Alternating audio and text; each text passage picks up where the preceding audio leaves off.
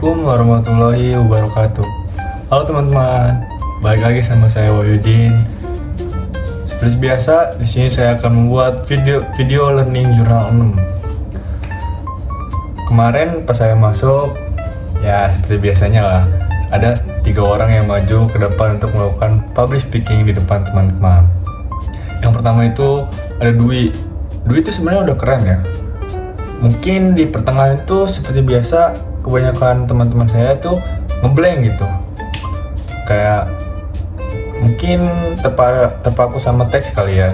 Terus yang kedua ada Ilham. Ilham itu sepertinya dia tidak menyiapkan apa-apa ya untuk maju ke depan itu ya.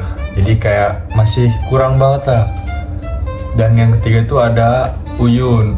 Uyun tuh sebenarnya udah baca katanya. Mungkin Uyun tuh ngeblank banget pas saat di depan tuh, jadi dia tuh nggak tahu pengen ngomong apa. Mungkin menurut saya itu ya. Selanjutnya teman saya juga ada yang presentasi ya, membahas tentang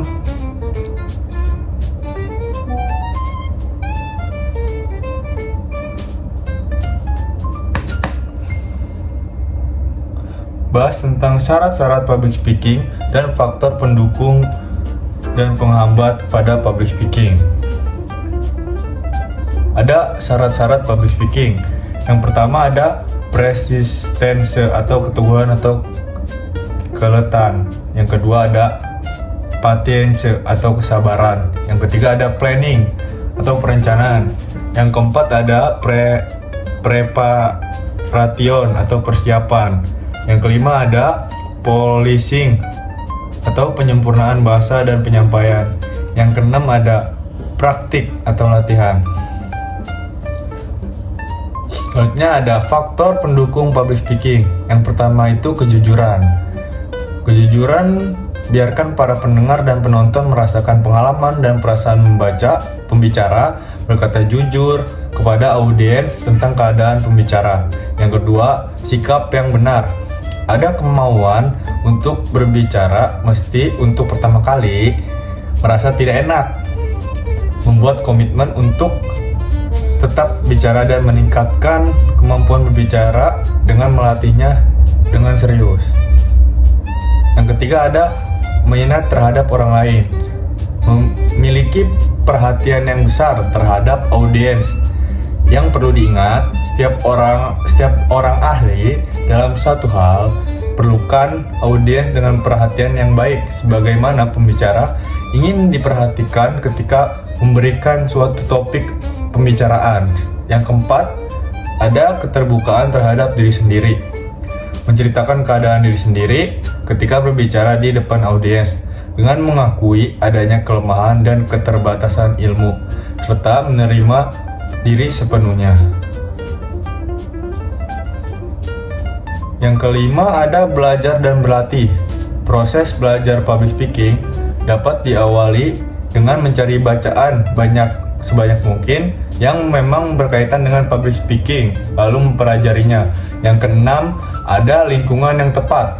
Oleh sebab itu, penting sekali untuk bisa mencari lingkungan yang tepat sehingga dapat mendukung konsistensi di dalam proses belajar public speaking.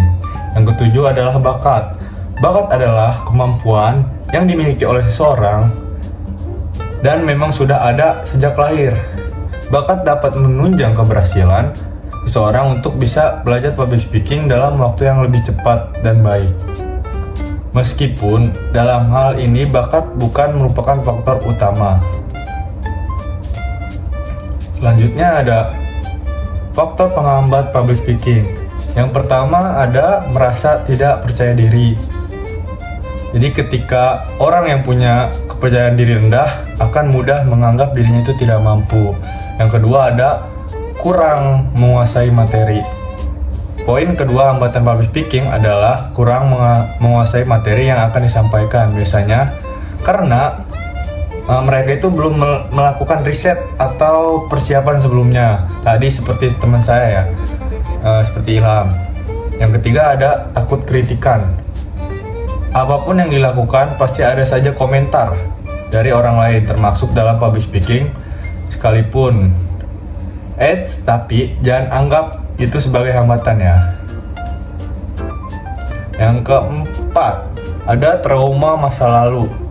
Mungkin kamu mempunyai pengalaman kurang menyenangkan ya, sehingga gugup saat public speaking. Misalnya nih, karena dibully saat masih sekolah, mengalami kejadian memalukan di depan umum, atau mendengar komentar orang lain yang bisa membuat kepikiran. Yang kelima, ada tipe kepribadian. Tipe kepribadian, aku ini introvert, kayaknya nggak bakat deh berbicara di depan umum. Jangan salah guys, skill public speaking sangat bisa dipelajari oleh siapapun. Yang keenam, ada ciri khas. Kamu merasa berbeda karena mempunyai ciri khas yang tidak dimiliki orang lain gitu. Kayak misalnya adanya logat medok gitu, atau cara berbicara cadel bikin kamu minder dan takut ditertawakan. Yang ketujuh, ada kecemasan saat berbicara di depan umum, atau yang sering dikenal dengan istilah communication apprehension.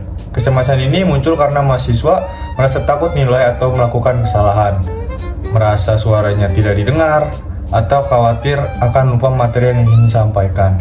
Yang kedelapan, ada kurangnya pengalaman, rendahnya kepercayaan diri, serta persepsi negatif terhadap diri sendiri saat berbicara.